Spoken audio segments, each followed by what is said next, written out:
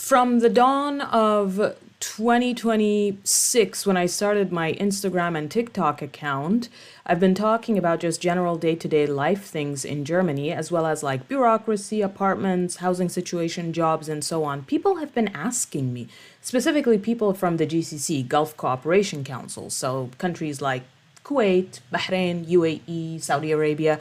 They've been asking me how they can find jobs here in Germany. And this is a recurring question. In fact, there are even people within Berlin, within Germany itself, that ask me how can they find jobs here. And, okay, let me rewind. So I left Dubai in 2023 and I came here to Berlin in search for more independence, more freedom to experience the world and so on. Now, as well as other reasons, but I'll get into those in another video. So the reason people have been asking me is that they know I work for a company here in Germany. And in fact, I worked for one of the biggest companies in the world, and it's valued at about like 40 something billion. And when I moved here, I started working in like HR and stuff, which is like super rare because nowadays, you need to be able to speak German at least a B1 level if you want to get a good job here, and you have to have some form of European experience. But back in the day, in 2023, I had none of that. And the question is, how on earth did I get a job here in Germany? Well, I'll tell you some things, okay? Now, this video is going to be a little bit all over the place, but stick with me, and I'll share with you exactly what I did. Hopefully you find it useful and you can apply some of these things for yourself. So the first thing was, you always hear advice online that say, don't just move here without a plan, without a job, find a job. Now, it's a little bit of a catch-22 situation because what happens is when you're creating your CV for the German job market, I mean, you got to put a German address and you got to put a German phone number if you want your CV to get through to the ATS. Because now, this is not official advice. I'm just telling you my observations. I've observed that more CVs go through the ATS when the applicant is already here and has a registered address and, at least a European phone number. One challenge I experienced was when I was in Dubai, I was like, okay, I want to be really responsible and not just move to Germany without a job. So I started to apply, but I wasn't getting any interviews. Nothing. Zilch, nada, no interviews. And then I was like, you know what? I had to make a decision and take a risk. I was like, fine, I'll move here and then I'll look for work. And I did. I moved here, and the second I landed, I remember I was staying at this really tiny, like 2-star hotel here in Germany because I was like, I'm not gonna like blow my savings on like 5-star hotels or Airbnbs or anything. So I was staying at a 2-star hotel, and there was only internet in like the dining area or the hallway, and there were no chairs or no tables in the hallway. So I remember going to Rewe down the street to sit at the cafe and use their internet. And I started to apply for jobs from the next day that I arrived in Germany. And I must have applied for like 70 jobs, like the whole thing. Updating your CV based on different job descriptions. For every single role that I ever held, and I worked for like 12 years by then, for every single role, I had the outcome base that I delivered. So for example, if I worked in project management, then I would say how much money I saved the company given my contributions to that project. And of course, I would have to estimate some of those things, and some of those things, I actually got feedback from management on it. Okay, so we talked about the CV, we talked about the address, we talked about the phone number.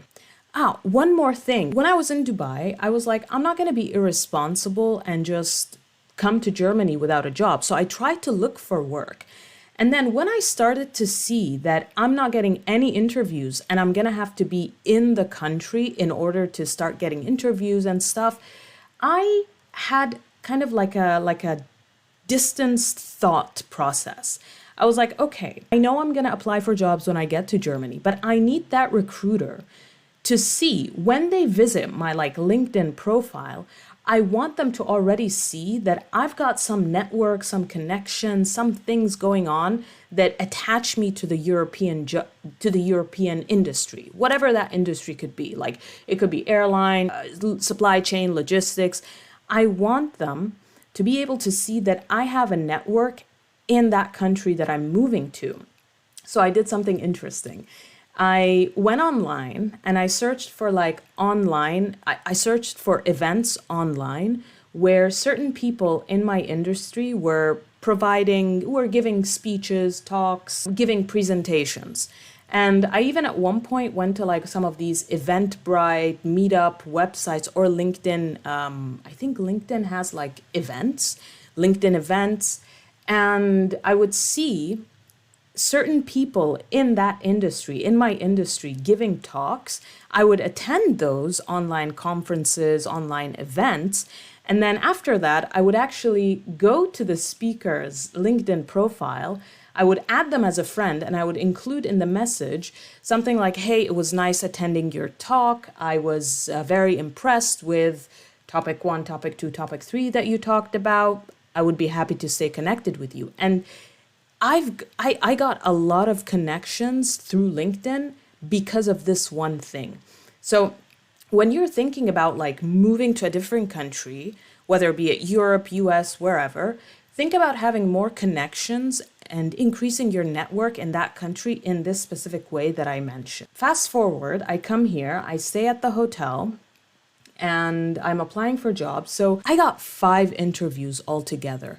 And of course, when I was looking for jobs, I was browsing through LinkedIn like everybody does, right? But I was also looking at like Indeed, I was looking at Stepstone. And a lot of the times, aside from like LinkedIn, Indeed, Stepstone, I actually went to Google and made a list of like 10 to 20 of the top companies that exists in my industry, and I started going through their website and recruitment and careers page and applying through their website, which is another thing. I mean, LinkedIn is great, but I don't think I've ever heard in the last year or 2 years anybody got a job through the LinkedIn quick, that whole like one button quick apply.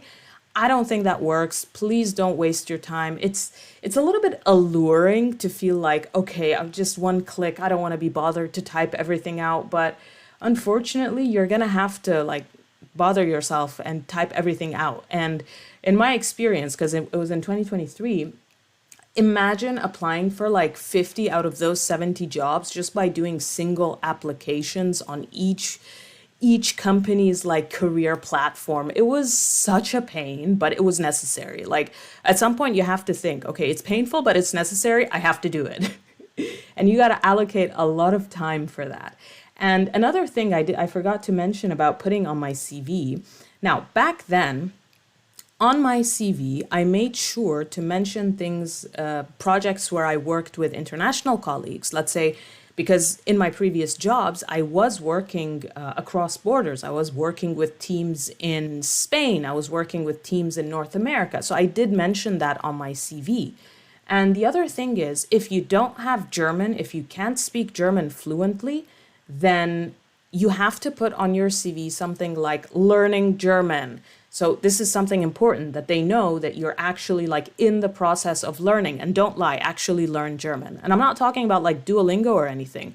I'm talking about register for actual actual German classes and actually show that you are committed to learning German. Okay, so going back to the interviews bit. So in the interviews, I'm so used to telling recruiters what they want to hear. So things like, of course, you have the first interview. Okay. Here's how the interview process usually works for big companies like in Germany.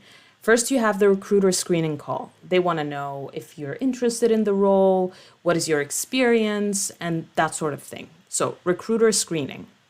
The second thing is you get an interview with the hiring manager, and sometimes it could be another manager sitting there, but generally with the hiring manager. And of course, they ask you a whole bunch of questions. I'll come to the questions in a sec. Then sometimes companies do peer interviews where some people from the team interview you to see if you're actually a fit with the team. And then, yes, and then, I know it's unfortunate with the amount of interviews that you have to do. Sometimes you have to interview with a stakeholder at a company. For example, if you're a project manager, then you're working with, I don't know, the supply chain division. You're going to meet like a manager in the supply chain to see if you guys like click, if they also are okay with working with you. And then finally, sometimes if there's still some questions or doubts and they're like, we don't know, it's between you and another candidate, then someone else gets involved. And that's like, so we have the hiring manager, we have their manager also wants to interview you, which happens sometimes, just to have a final conversation. So now, I talked about the interview process, right? So what's interesting is that legit companies usually interview in a certain way. They usually have a whole standard process they need to follow, and that includes like having a checklist. Usually they're looking at a checklist, and some of the items on this checklist depends on, what the job is.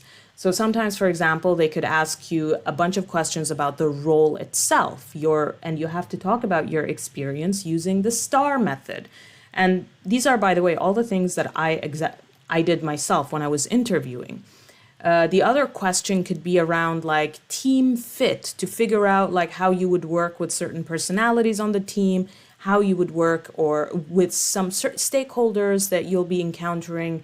And then finally, and this is one thing that a lot of people miss, is every major company has a certain set of like mission, values and behaviors that they expect for their employees to behave, to live by. So for example, one value, just look up Amazon's values. That's like, they've got insane corporate values, but like just as an example, always come into these interviews preparing examples for these values and bring them up. So when you're talking about, your experience, this was the situation, this was what I did, this was the outcome. Also bring in something like, and this actually showed that I have this and that value, which is something I realize that your company also appreciates, for example. Right. That's a lot of information. I know. I hope I didn't lose you somewhere in the back, but okay. Let me tell you how I was able to get a job. So I went through these 5 interviews. When I say 5 interviews, I mean 5 separate companies, and each one had like 2 or 3 interviews. And at the end of the day, I got one offer with this huge company here in Germany. And the reason I got this one offer is that I did something in this interview that I didn't do for all these other 4 interviews. And if you know what it is, you'll be like, what? Okay. So here's what I did. In these other 4 interviews, I went in like super corporate, like I'm a corporate person. I know how to talk corporate, and just because I also worked at an international company back in Dubai, I'm kind of used to like working in an international environment, using the language that they use, things like stakeholders and putting our ducks in a row and alignment. So I did all of that with all these other interviews, and I realized like I wasn't going anywhere with these. And there was something missing. I was like, what is missing? Why am I not, like, I'm capable. Like, I was applying to jobs that I actually had a great opportunity to get. Like, I had a good chance. The reason I got this one job was that you see, like, I have a mask. I dropped it. Like, I dropped the mask. I was like, you know what?